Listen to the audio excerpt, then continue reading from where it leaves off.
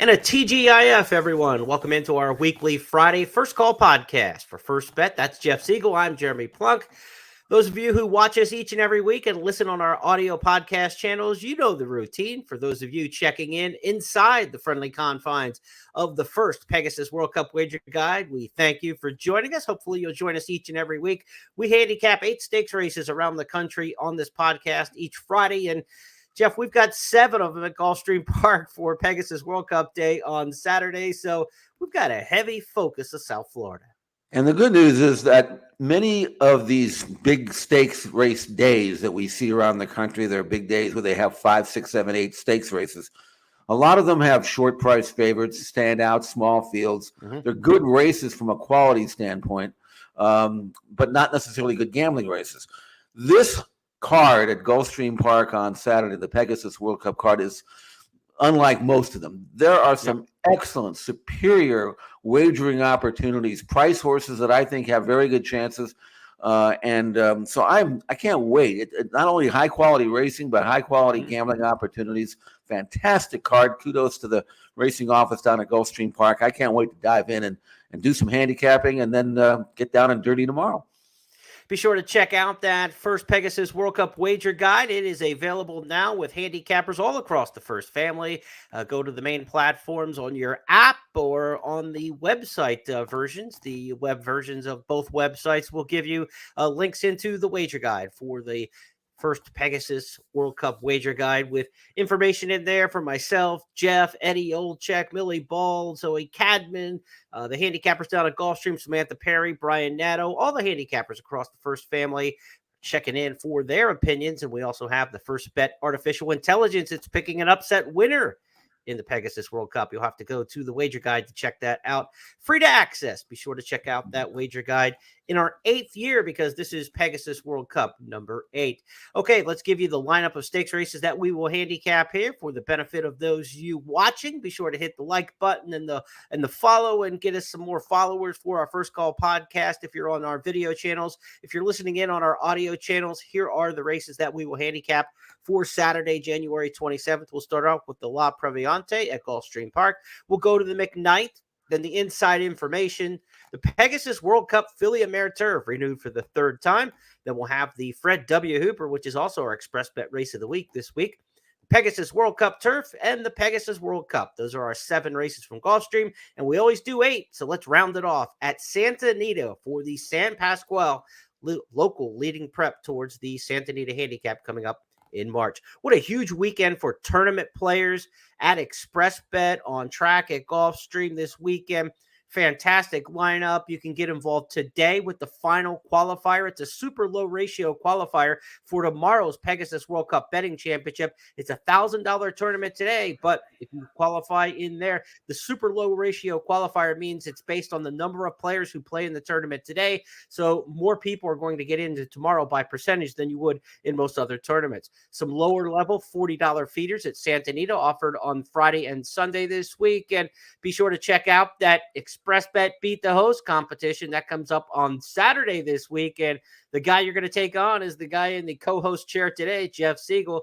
19th annual Beat the Host handicapping contest continues. It's week 4 tomorrow. Play the last 5 races on the card at Gulfstream, the first 5 races on the card at Santa Anita. If your total beats Jeff Siegel's, you'll qualify for the championship coming up the 2nd week of March. Play for more than $60,000 in prizes each week for the season, and play for $2,000 in weekly prizes in Express Bet Beat the Host. Looking forward to having Jeff involved in that one. And of course, Saturday is the big one in terms of handicapping tournaments, Jeff. Pegasus World Cup Betting Challenge, one of the biggest high money tournaments. You've got like the NHC and the Pegasus World Cup Betting Challenge, the Breeders' Cup Betting Challenge. These are like the big 3 in the tournament scene with the most money on the line. So good luck to players taking part in that. You can play it online through Express Bet. You don't have to travel all the way to Florida to do so. But if you are in Florida, of course, for Pegasus World Cup Day, playing that World Cup Championship, betting championship, one of the highlights of the tournament scene for the year. So let's talk handicapping. Let's try to get some winners on these Saturday cards, specifically at Gulfstream Park. First post 11 a.m. for Pegasus World Cup Day, 13 race card. The first of those big stakes races that we will look at Race number 6, midway on the day. It's the La Previante, named for one of the great turf mares. 1.5 miles on the grass, as it should be. Jeff, how do you see this one shaking out? I only see 2 contenders, and I think that those are the 2 that are going to get most of the play on the tote. Romagna Mia on the rail, she's 8-5 on the morning line. Our Callie Kim is 9-5, and I think you would be pretty safe if you're playing any kind of rolling exotics to use just those 2. I mean, there's a few others in here that have credentials to run well, but the way these 2 have developed in recent races they have a chance to make some serious money in these marathon races. There aren't that many of them, but if you can do it and do it the way Romagna Mia and our Callie Kim have been doing it, you're going to do some good work this year. Our Callie Kim, I put her on top. She's won 4 in a row. Look at her record since the layoff, Jeremy. She was off from July 3rd of 22 to July of 23, and she's a way better raceman now at age 7 than she's ever been. She was running for $25,000 before, but now she's top class. And not only is she winning her races and good races, I mean, and she won the Long Island last time out, but she's doing it by daylight, which you don't usually see in grass races. Romagna Mia is a former Italian race mare, and she's gotten good as well. Won the Dowager at Keeneland, Jeremy, at Keeneland, and did that at the 1.5-mile distance. Came back and tried the all-weather and handled that easily. They're both good. I ended up going with our Callie Kim. I could be talked into the other one just as easily, but I wouldn't feel safe playing any kind of rolling exotics without, unfortunately, doubling the race. You'd like to be able to take a stand and save some money, but small ticket players, I recommend them going with our Callie Kim based on that visually very impressive win in the Long Island at Aqueduct back in mid-November. Our Callie Kim is loaded with nowhere to go right now in 5th, is going to look for an opening as Vergara has now kicked on. It's Vergara who's in front. What Love Looks Like is ready to challenge, and our Callie Kim has got clear running room now, and she is just launching. Look at our Callie Kim. Wow. Our Callie Kim in a flash is just striding away. This is an impressive effort. She's going to win the Long Island. Our Callie Kim wins it. Our Callie Kim gets it. Big time performance there. Now you've got the 2 favorites in there, Jeff. Not much in the exacta world when you're looking at 2 shorter priced horses.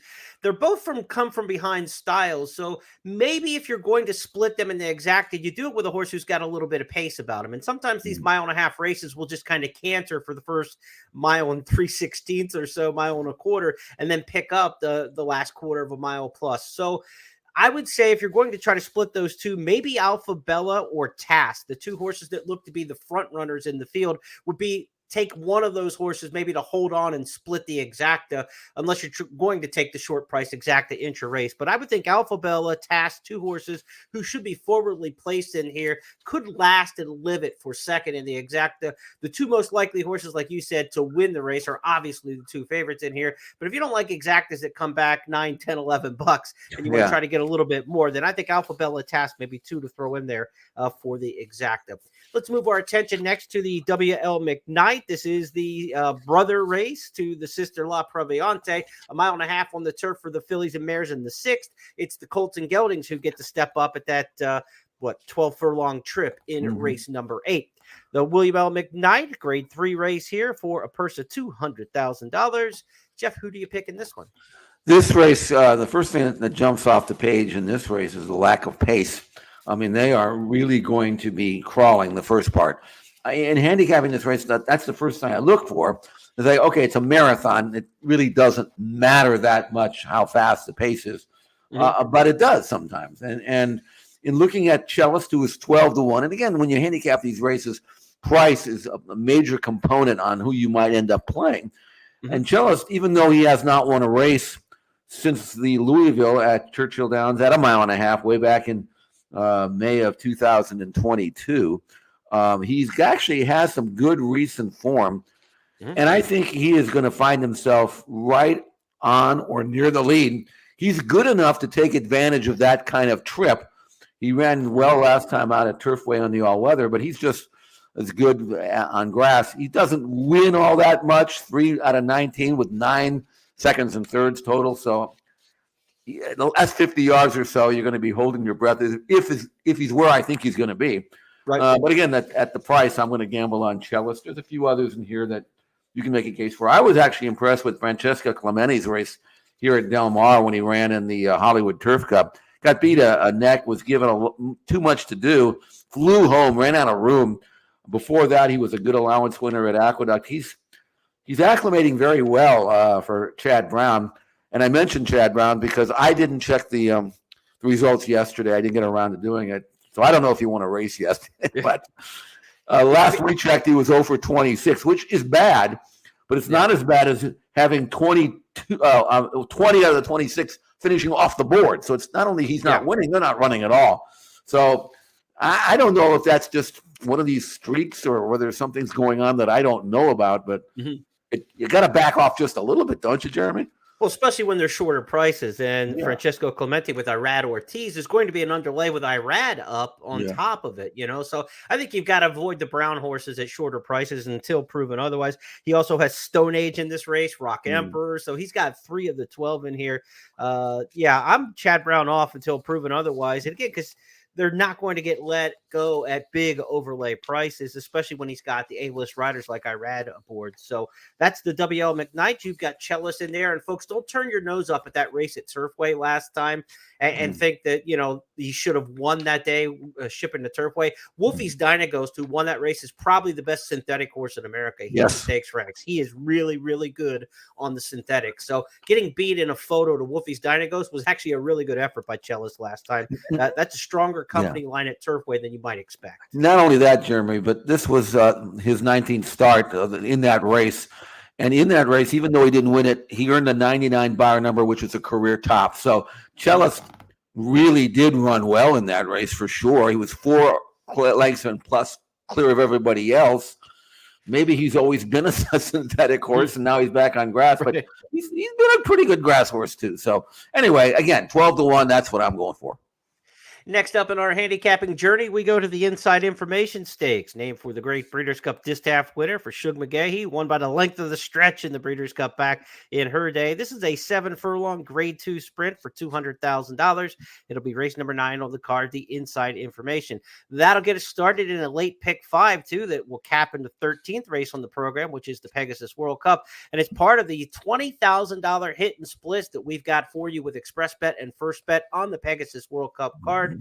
$20,000 in additional money to what you make in pari-mutuels. We added to just the winners at First Bet and Express Bet who play on the app. So this $5,000 late pick 5 hit and split begins here in race number 9, 10, 11, 12, and 13 make up that late pick 5. So check that out. There are 2 middle pick 4s. So if you're looking at that graphic and you say it only adds up to 18,000, pick 4 hit and splits in the middle. They've added another pick 4 in the middle of the card at Gulfstream Park. So there is just a plethora of rolling exotics throughout the course of the day. And you'll definitely want to play them with First Bet and Express Bet. Also, too, Jeff, if you don't like to play the multi-race wagers, or maybe you're kind of a more conservative bettor, there's a $20 money back special on the big 3 Pegasus races when you bet with First Bet and Express Bet. So in the Philly Mare Turf, the Turf, and the World Cup, if you bet up to $20 to win, you get that back if your horse finishes second or third. So plenty of great opportunities to bet on Saturday with First Bet and Express Bet and at Gulfstream Park. The Inside Information, race number 9, again, starts that all stakes late pick 5 with the $5,000 hit and split. We've got a filly in here, Mary Quite Contrary, who knows Gulfstream well. She is a specialist here, and she was victorious last time out in the Rampart. Let's take a look at that, and you'll tell us if they can beat her this time. Dreaming of Snow is still the target through 3/4 and 113 flat. Amonra is second. These two kick off the corner. Loose for the drive is Mary Quite Contrary. There's an 1/8 of a mile to go. Dreaming of Snow digs in. Amonra next, and down the center, Mary Quite Contrary tries to pick him up. 16th to go. Amonra's in front. Mary Quite Contrary, unstoppable. She'll get up to win it and wins by half a length in the end over Amonra. So Mary Quite Contrary, it doesn't matter who the trainer is. They seem to change trainers out faster than most of us change T-shirts, but she was a winner last time for Eddie Plisa. He's got her back again this time. And at Gulfstream Park, Jeff, look at that record. Is there a better horse for course record than 9 starts, 7 wins, 2 seconds? Especially when you consider the company that she's running against in those 9 races. And not only that, but as good as she is at Gulfstream Park, she's just about as good, if not better, at this 7-furlong distance. 8 starts, 4 wins in 3 seconds. Yeah. And when I talked at the top of this the show about contentious races, I mean she's 2-1, but there are 4 or 5 others that I would be scared to death of in this race if, in fact, I was playing a pick 3 or a pick 4. I couldn't single Mary Quite Contrarian, although I defaulted to her as my top selection simply because I can't dismiss her consistency and her genuine performances. The other thing is when she won the mile race at the Rampart, as she is a devout closer, she has no tactical speed, and they didn't go fast, and she still was able to tag the speed late. You figure going 7/8 of a mile, they'd go a little quicker, and that would help her, and I think it does. But there's some nice horses here. Intrepid Daydream got beat in the Sugar Swirl, but she's fast on figs, and you talk about consistency. First or second, 11 out of 14. Came down from Laurel, got beat, but ran really well. That was a good race for sure. Jerry Mander's got some form and some numbers that are really, really competitive. She's coming out of the Go for One, faded in that race, but that was a muddy track race.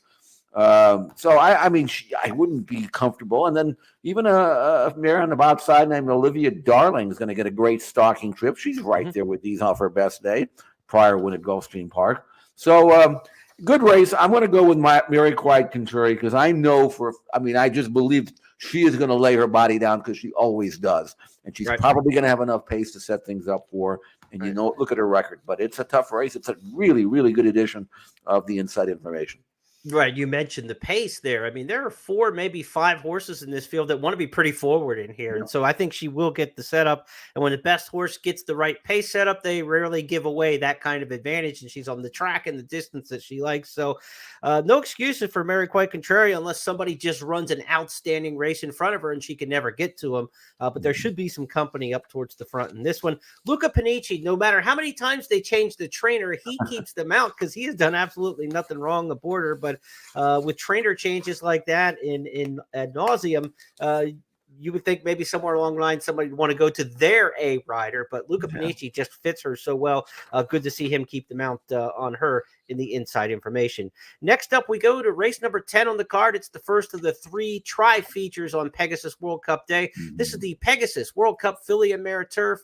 This race renewed for the 3rd time, $500,000, $500,000 here for Grade 2 company, 1 mile and a 16th on the grass. And Jeff, we've got the defending champ, Queen Goddess. She's back in post number 8. We have Star Fortress coming off a spectacular win at Churchill Downs in the Cardinal at 5-2 in post number 4. And then you've got the morning line favorite in this, you've got Star Fortress as the morning line favorite. You've got Fluffy Socks. You've got Didia. This is a deep field in here. How do you see it shaking out in the Filly and Mare Turf? What a good race. I mean, this looks like one of those old Beverly D stakes we had back in the 80s and the 90s where you get the Euros show up. I mean, this is a Breeders' Cup level type of race, I believe. Minus the Euros, but because you look at Star Fortress and you figure if you watch the Cardinal, the stakes she won at Churchill, and she earned a 104 Beyer speed figure, which would win quite a few Breeders' Cup Filly and Mare Turf races. You figure, where did this come from? Because you look at her form, and she was maybe not even a Grade 3 type of runner there, and all of a sudden she pops up and wins like King Kong. So I mean, I don't know whether I trust that race or not. I want to see her do it again. Also, Churchill over good ground going 1 mile and 1/8 with slow fractions is not even remotely close to what she's going to be facing here, where they're going to bust out and run fast, early, mid, and late. So my gamble is against Star Fortress, even though if I'm playing a rolling pick 3, I'm probably going to throw her in somewhere just in case. But for me, Ruby Nell, I mean, she looks to me like she has the possibility of being this year's in Italian. I mean, she is so good. This was her breeze not too long ago, the 19th, 58-4. She's never even been that good of a worker. That's the crazy thing about it. And yet she works in 58 and change. She's just gliding here. She's relaxed. I mean, she looks like she's going in 102, Jeremy. I mean, it's just amazing. And yet, she's just galloping along. She's a turf horse working on dirt. She's coming off just a terrific win against nobody, but she did look great doing it. She outran Anna Sett 3 races back just destroyed her. Nobody beats her except like Ruby Dell did. Newly turned 4-year-old. I mean, if she was an older mare or something, whatever, she's not even close to being how good I think she's going to be this year. Yeah.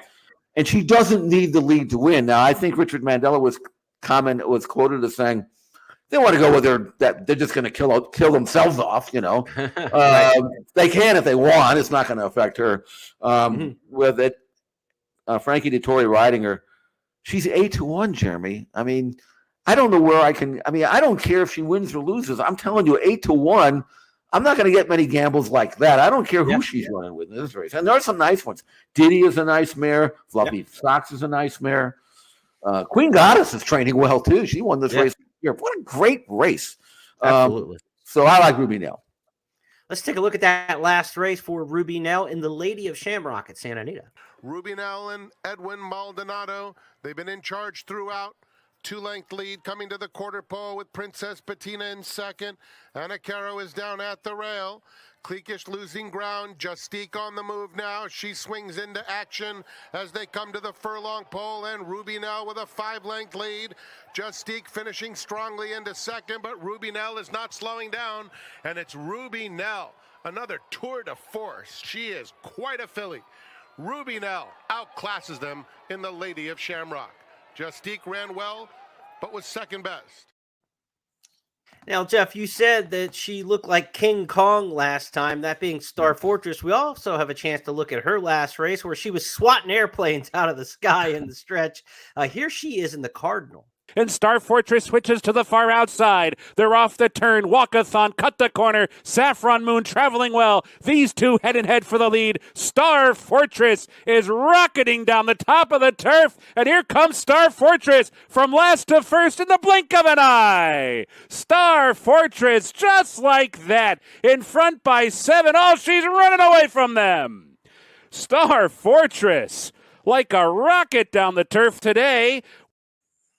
What will we see on Saturday? Could be dynamic fireworks up front with Ruby Nell, Star Fortress late, Queen Goddess trying to get that same trip she got last year when she kind of sat, pounced, and went on to win. Should be a fantastic edition of the Pegasus, Filly and Mare Turf, the 3rd edition of that race. It's going to kick off the all stakes late pick 4. Again, another hit and split in there to talk about for the late pick 4 of $5,000. So check that out on Saturday. The Pegasus World Cup Filly and Mare Turf.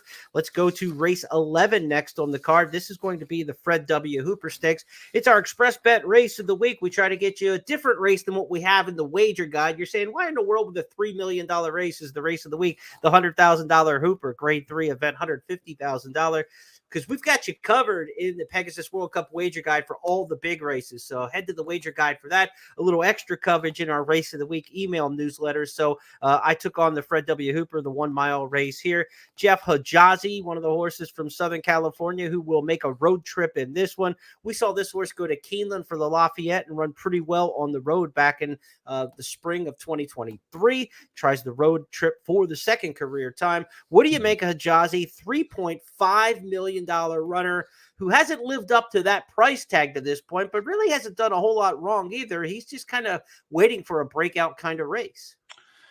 I mean, I've known Hijazi. I've watched him ever since he made his debut at Del Mar back in August of 2022. And here's my take on Hijazi. I think he's got a world of talent. You know, you don't give that kind of money in a 2-year-old sale unless he previewed pretty well. He works like a top-class horse, but I've never really kind of forgiven him for getting beat in his debut at 2-5. And he always strikes me as a horse who, while he is absolutely brilliant and looks great as he does in this 59-2 workout, slow as he could hold him. I mean, he could have on at 57.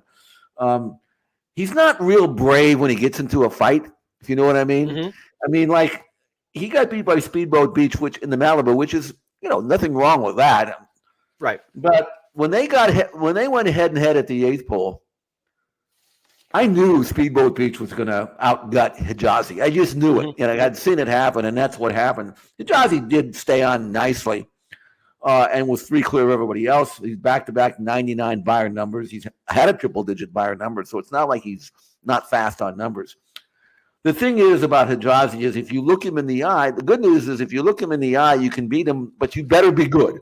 Mhm. Because if you're not really, really good, then he's going to beat you. And Right. I don't think anybody in here can look him in the eye. That's the problem. I mean, I'm looking at this field. These are some really nice horses, to be sure. I mean, I'm not downgrading them, but pace situation looks pretty soft here.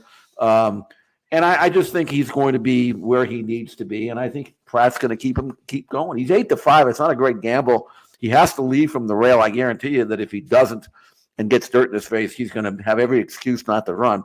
But I think if he breaks sharp from the rail, I just think he's going to daylight the field and get brave doing it.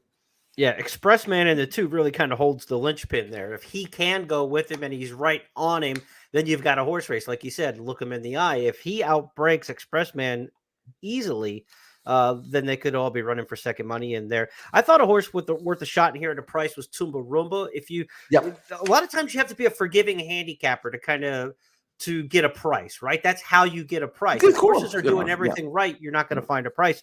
Look at Tumba Roomba's 1-turn races. The last 5 times this horse has run around 1 turn on a fast track, 4 wins in a second. There are a lot of races that are a little bit farther and some off tracks that you could be forgiving of not his best. So when Tumba Roomba runs around 1 turn, he's out of a street sense mare. We've often seen these street sense horses, 7 furlongs, a 1-turn mile, be, really good in terms of, his sire line and his progeny. I think Tumba Roomba's got a shot in here, and Brian Lynch is just absolutely, spectacular at this meet, winning 35%. Everything he sends out on the track has just been fantastic with, more than a dozen winners already at the session. So I gave Tumba Roomba a shot in here as the upset pick for me. But Hijazi is absolutely the horse to beat. We will see how that shakes out when we get to the tote. Or are we going to get the price? I mean, I want about 8-1 on Tumba Roomba. I don't want to get too much lower than that. And you wonder how many people are going to bandwagon on Lynch with as strong as his stats have been at the meet if you get an underlay. If he's 9-2 or something like that, I don't know if I want him to beat Hijazi at 9-2. 6-1, 8-1 is where it's got to start. It's got to be up in that range in there.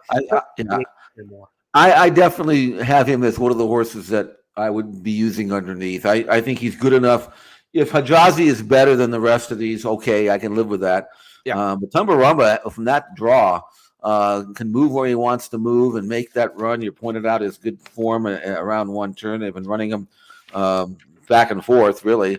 He's one of the few Oscar performance offspring that hates turf. Figure that out. Right. But I think he's got a very good chance to, at a minimum, hit the board here. Yes.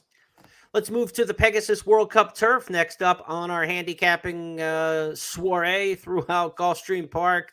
It's the $2 million Cove or $1 million Cove feature. I'm trying to add $1 million. It's going to have to come out of my pocket if I say $2 million. So the $1 million Pegasus World Cup Turf in here, 1 mile and an eighth. This race presented by First Bet. So we are the title sponsors of the Pegasus World Cup Turf. Be sure to bet this race with First Bet, and you'll get a $20 money back special on your win bets if they finish second or third. All 3 of the big Pegasus races 10, 12, and 13, have that $20 money back special if your win bets finish second or third. So let's go to the Pegasus World Cup Turf, Jeff, and look at the field. And this is a really good field. Field of 14 entered. Only 12 will start. We've got a couple also eligibles in the 13 and 14. You've got the brilliant filly from Ireland, Warm Heart. She's been a world traveler. She's the 9-5 morning line favorite. Integration, the 3-year-old last year who won all 3 career starts in style, steps up in class to take on older horses and to take on a world-class mare, but he has done absolutely nothing wrong. Those are the 2 headliners. You have a Tone back for a title defense after winning this race last year. It would be an upset if he can pull 2 in a row. Yeah, I had this race for the betting guide, and I really got into it and watched all the video, did all the groundwork that I have to do to make the selections and do the analysis. And I actually came up with enough reasons to try to beat the favorite, even though I have a tremendous amount of respect for Warm Heart. But this is her last start. She's been all around the world. She's been, given some tough assignments, and she's performed so well. Her race against Inspiral and the Breeders' Cup Philly Mare Turf was spectacular. I thought she was below form, though, in Hong Kong when she hit the front and the upper stretch and didn't put up a lot of resistance in the final stages and finished third with a fading, third, beaten more than 3 lengths. Now she's got one more race. She's also backing up in trip. It looks to me like she's a mile and a quarter type at best, and this is a mile and an eighth, and it's over a firm ground that she's going to have to quicken early, middle, and late. So I ended up going with the 3 turning 4. That's the young horse Integration, making his first start after winning a pair of graded stakes against 3-year-olds, doing it stylishly, training well for Shug McGahee, lovely inside draw, good tactical speed, the ability to the turn of foot that you need to win a race like this from the quarter pole home, and an undefeated quality road colt who brought $700,000 as a yearling. So he's always supposed to be good, and he is. And I would suggest that he will continue with the kind of trip I think he's going to get to continue his winning ways and take on the toughest assignment of his career and pass with flying colors. His Mama Harmonize had a real nice turn of foot for Bill Mott. She was a good stakes mare. Remember her winning at Keeneland at 2 and then going on to stakes later in her career as well. Let's see Integration, who's the newcomer to this scene, getting his first chance on the big stage. Laurel Valley has kicked. Equitize is now sprinting for home. So is Integration, and Integration is trying to fend off an I'm Very Busy who's trying to move towards the outside, but Integration is just sprinting clear. Look at this run, is drifting well out, but Integration is now opening up on this field, is well out into the turf course, but no doubt about your winner. Integration, much the best here at 4-5 in the Hill Prince. If you're looking for a price underneath, maybe give a Tone a little look. He did well in this race last year. He's coming off a mile race. He's been running a little bit shorter in his recent starts. So even at his age 7, maybe he's not as good as he once was. But these Mike Maker horses seem to just kind of hold their form throughout their venerable years. And so I would not be surprised if that mile allowance race isn't actually a really good prep towards this. Not asking too much of him, not too demanding. Mile races are about the least demanding races there are in horse racing for these horses, because they get a reasonable pace and they just kind of quicken up over the last quarter of a mile. I wouldn't be surprised if Ocean Murphy and a Tone are able to have a little action here late and get into the mix, and could be in the certainly in the superfecta mix. But if you're trying to get up into the exactas, where you don't want Integration and Warm Heart. And honestly, I think if you think Warm Heart is vulnerable in this race, I don't think you really want to bet her second in the exacta. If she's as good as she has been, she's going to win the race probably, unless Integration is just next level, like we saw with Up to the Mark last year, a horse who was absolutely skyrocketing at the time, and was pointing out that he's going to be the best turf horse in the country. If Integration is that kind of horse, maybe he beats her on the square. But I just kind of think if Warm Heart loses, I don't want her second in the exacta either. Right. I agree with you. I'll tell you a horse that you probably should throw in. I don't know if he's going to be 15-1 is Web Slinger. Know him from California out here. Both of his races here in the Twilight Derby, that was Breeders' Cup weekend, and then the Hollywood Derby were really good. He's got a really good turn of foot.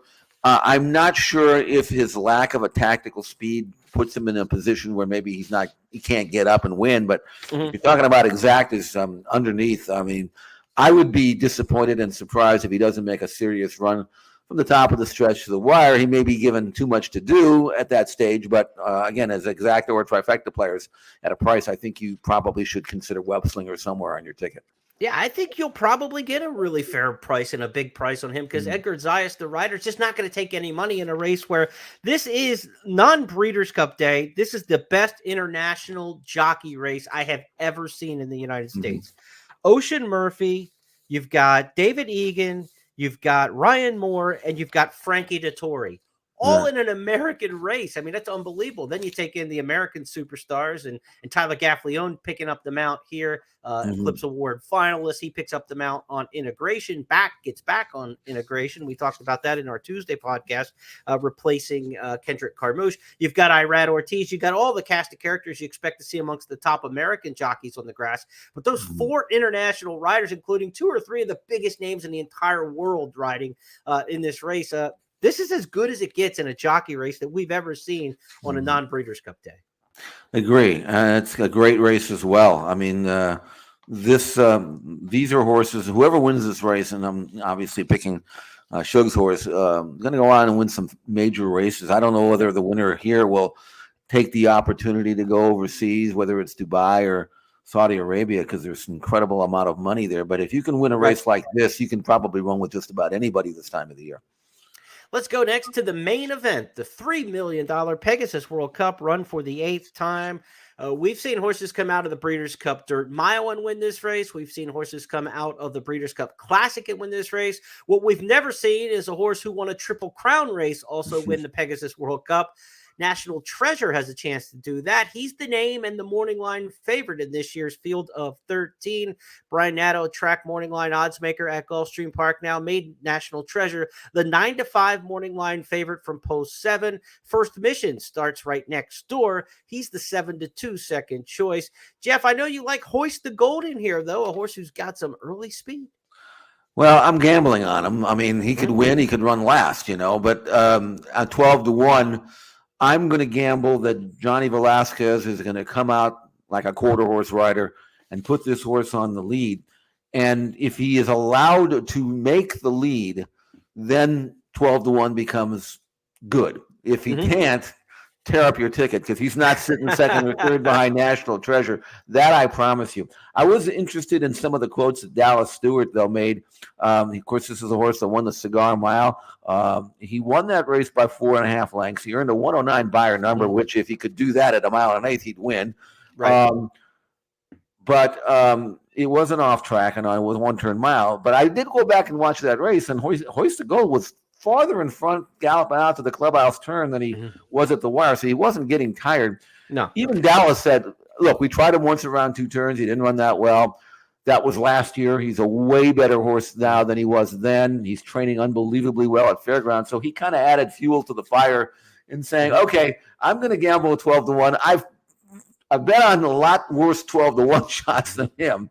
And yet I know that if I'm in the paddock giving instructions to Johnny V, I would say, I don't care where you finish, just don't let National Treasure get in front, because if you do, you'll never catch him, and he'll probably win. And National Treasure, if you look at his form, he's never won a race in which he didn't make the lead. And technically, I mean, theoretically, you'd say, okay, if you're Baffert, you'd say, look, that horse wants to go. He's fast. Don't go ahead and hit with him because you'll kill each other off. So just sit there. And hopefully he can't go this far. Yeah, that's true, but we've never won that way before. And we've had, it's not like, we've had 4 or 5 chances. When I've seen this horse, he sits and there's nothing. Right. But when he gets the lead, as he did in the Breeders' Cup Mile, he's a bear. I mean, it took the Horse of the Year to barely get by him last time out. So I don't know what to tell you on this. It's a race within a race, and it's a really spectacular race. One thing I will say about National Treasure, because of the presence of Hoist the Gold, I don't think I would take 9-5 on him. But on the other hand, if you could let me bet at the 3/4 pole, I might. I think it's too late, though. He looked good at the 3/4 pole last time in the Breeders' Cup Dirt Mile, but like you said, it took last night's Horse of the Year named horse, Cody's Wish, to come and get him. Let's go back to that one on Breeders' Cup Day at Santa Anita. National Treasure has a 2-length lead here. Skippy Longstocking is second. Cody's Wish has made his way up into third, and they're into the stretch. And it's National Treasure still there. Cody's Wish in between horses. Now up into second. On the outside, it's Skippy Longstocking. Here comes Cody's Wish alongside of National Treasure. Cody's Wish takes the lead. Cody's Wish and National Treasure coming down to the line, fighting back National Treasure. Oh, Cody's Wish! Cody's Wish! I think he won it by a nose on the wire. So fantastic race, maybe the race of the year. Probably was the race of the year. It was, a fantastic finish there for many, many reasons on the feel-good side of things.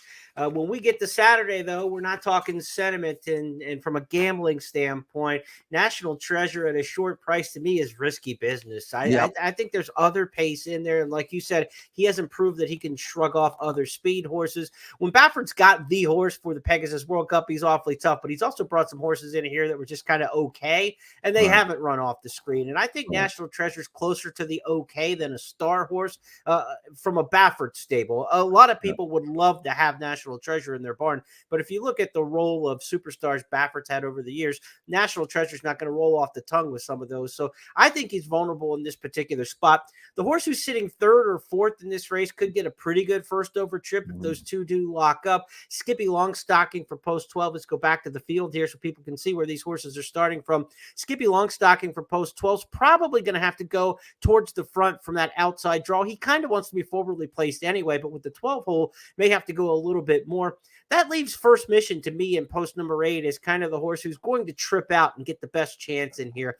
He's going to have, 3 horses in front of him probably, and he'll get first run on some of the deep closers. We know there's some good closers in this race. Senor Buscador can come with the run. Dynamic One. O'Connor can come with a good run. Il Miracolo can come with a good run. So who gets the first, that first push on the speed horses might have the advantage in here. And that's why I lean towards First Mission in here. He's got really good Brisk late pace figures. I like the late pace figures from Brisk because they kind of tell me everybody's trying at the end of the race. What do you have left in the tank? So I kind of like late pace figures in races where I think there's going to be a setup.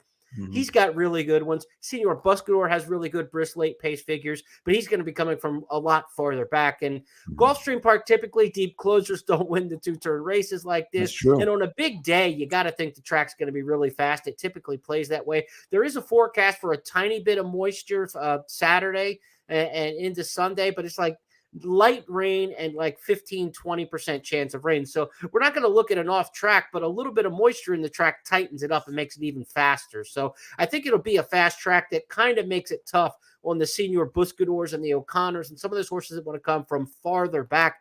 I think they've got a good shot to hit the board. But if you're going to win the Pegasus World Cup here, Jeff, I think you're going to be amongst the first, 3-4 down the backstretch. And I think I'm pretty sure this stat is in the wager guide, but I'm doing it off the top of my head. I think all 7 winners of this race have been within 3 lengths of the lead at the half-mile mark. Nobody has closed to win this race. So I think that's the magic mark. If you're about 3 lengths off the lead, you might get a really good trip. No question about it. That's true at Gulfstream and most tracks, really. I think I would say that from a gambling standpoint, Senor Buscador at 20-1, I could see him clunk up and get a piece of it, third or fourth, or maybe, I don't know. It depends on how fast they go the first part. Yeah. So for me, First Mission is absolutely the trip horse. There's no getting around it. Yeah. He's been finishing really fast, but that's a function of going really slow the first part. Right. So I don't know how fast they're going to be and whether First Mission will be able to accelerate into a teeth of a really hot pace. Mm-hmm. He's never really had to do that. But he's only had a handful of starts. He's got upside, maybe the others don't have. He's 7-2. That's spot what you expect. But it's a fascinating race, not only because there are some price chances, but because we don't really know how this race is going to shape up. They could go to the clubhouse turn and how many times have you seen, this is going to be blazing pace, and they go 24-2, 48? You don't know. You just don't know. And that makes this race really challenging from a handicapping standpoint. So, anyway, great race. Can't wait to see it. One thing about this race that will probably increase the sense of urgency, it's worth $3 million. Yeah.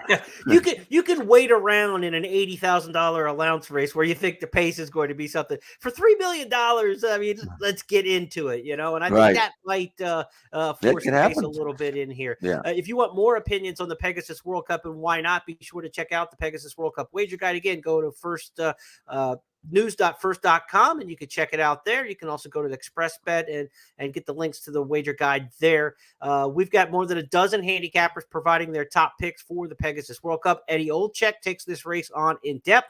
He's not picking the horse Jeff and I pick, and he's taking a price. So be sure to check out the wager guide and get Edzo's final pick for the Pegasus World Cup. $3 million coming up on Saturday. It'll be race number 13, wrap up the card at Gulfstream Park. It's also going to wrap up and be the anchor leg to that $5,000 late pick 4 and the $5,000 late pick 5, part of those $20,000 in hit and split. Also part of the Beat the Host contest, right, Jeff Siegel? Final 5 races at Gulfstream, first 5 races at Santa Anita. So you're going to get all these races we just handicapped here. These final 5 on the card at Gulfstream are part of Beat the Host. So you kind of know where Jeff's leaning already. You got a little advantage this week going head-to-head with the Master. Yeah. See if any of his picks change. He'll have his final picks in for post time of each race in the contest section, but I think he's probably pretty firm with what he's looking at to this point. We've got one more race to handicap for you because we always give you 8. We're not going to shortchange you with just 7 big money races at Gulfstream. We've got one more for you on the program. It's the San Pasqual from Santa Anita. That will be race number 8 on the card Saturday, 1 1/8 miles. prep here in this Grade 2 race for $200,000 towards March's edition of the Santa Anita Handicap. A couple horses in here, Jeff, that you might have seen in the Pegasus World Cup. Stiletto Boy is in this race. He was in the Pegasus World Cup the past couple years. And New Grange for Phil D'Amato was part of the invitees for the Pegasus World Cup, but opted to stay here at Santa Anita. Those are the big names. New Grange. You also have New Gate in this race. Stiletto Boy. Pretty good field of 8 in here for the San Pasquale. And that's the key. They got 8 horses. I mean, that's really, that's doing some work here, because these are horses that are second level horses. But I don't think Newgate's a second level horse. I think he's a really, really good horse. And I thought his comeback race in the allowance race, a race won by Big City Lights, who was a really good horse himself, was terrific, considering he hadn't been out since 11 months previous when he won the Bob Lewis Stakes. He earned a triple-digit buyer number, which was one of the best figures at that time for 3-year-olds. Then he got hurt and had to disappear. But he came back as good as he left, and he's working really well. I think he's not the favorite. He's 3-1 in the morning line. I think he's going to be favored, but if he's not, all the better. And I think Newgate, to me, there's a really good chance that he turns out to be Bob's best older handicap horse this year. Here he is on the outside. This was since his last race, so he came out of the race in great shape. He's going to work a half and 47-1, and he's just ears are up, just galloping along, never asked to drop, just coasting here through the lane. I mean, this is a sharp, eager horse. That's a good workhorse he's working with, and Flying Drummer, good younger horse. And I don't know. To me, I think New Grange is going to stretch out. I don't know if Newgate. I don't know whether if Newgate is going to be a 1.25 mile type horse. I don't think he's got that kind of style. I think he'd rather be a miler, maybe middle distance, certainly a 1.16 miles. Should be within his range. 1.8 miles, I hope it will be. And that's the only concern I have, that Newgate may not be quite as good at 1.8 miles. But I'm going to give him a chance at 3-1 if I can get it to win the San Pasquale. Good colt, lightly raced in a mischief colt who has a chance to be very productive this year. And Godspeed to Frank Miramati calling this race with Newgate and New Grange right next to each other in the starting gate. They are hard to keep apart in the mind. Frankie Dettori, the regular rider for Newgate, of course, is in Florida to ride on Pegasus World Cup Day. So Joel Rosario picks up the mount on Newgate. Not a whole lot of changes, though. We don't have a lot of SoCal riders going to Pegasus Day. Really, Dettori, the only one to really change up throughout the course of the card. When you look, Flavian Pratt riding on the East Coast as well. But you've got Rosario, you've got Hernandez, you've got Mike Smith all riding on the West Coast. A lot of times the jocks room will be emptied on a day like this, with everybody heading out of town. But a lot of the A riders are still at Santa Anita for Saturday. That should make for some formidable handicapping as you take a look at those cards. So we've got 8 races in the books for you for this Saturday. Jeff's handicapping selections here. You can also pick up his handicapping on the website at ExpressBet and FirstBet, and of course Santa Anita and XBTV as well, as he takes you through everything you need to know for Santa Anita each and every day. And Jeff, you and I are going to look at Sunday's carryover or mandatory payoff in the Rainbow Six at Gulfstream Park. So we've got another handicapping video to put out this week yet. Sunday's Gulfstream Park mandatory payout in the Rainbow Six. Still got to get through a couple days to make sure it doesn't get hit before there's a massive carryover, but it's already well up over $600,000. We could be looking at close to $1 million in the carryover, because I think they're going to really bet into it on Pegasus World Cup Day. So you and I've got a lot of work to do still yet this week.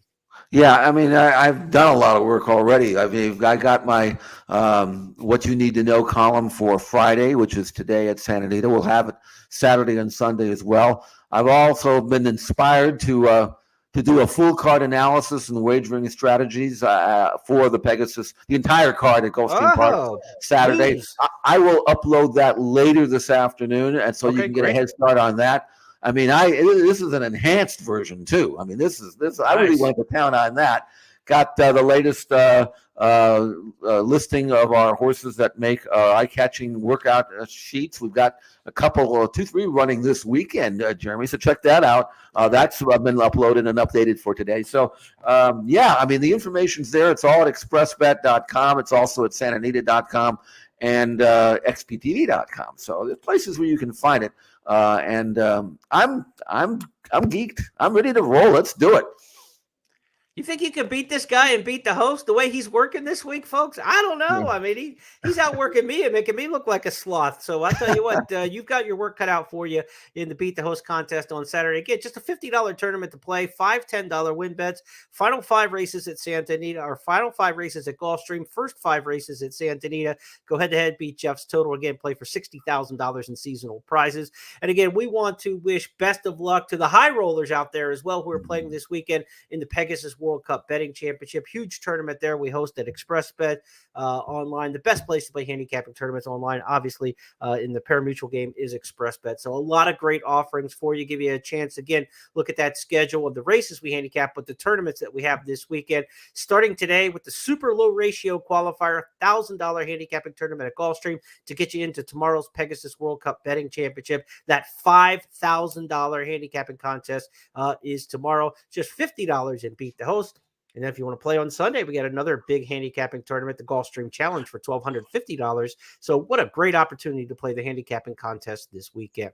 That's going to wrap up this edition of the First Call Podcast. Thanks for listening on all our audio channels. If you're watching on Twitter, if you're watching on X and YouTube, be sure to share this, like it, follow us, and we do it each and every week. For those of you watching inside the First Pegasus Wager Guide, thank you. We appreciate you going and accessing the guide and taking advantage of all that great information. And we hope you come back and play the races with us sometime soon. Jeff and I, still this weekend, will give you a look at Sunday's Gulfstream mandatory payout in the Rainbow Six on Sunday.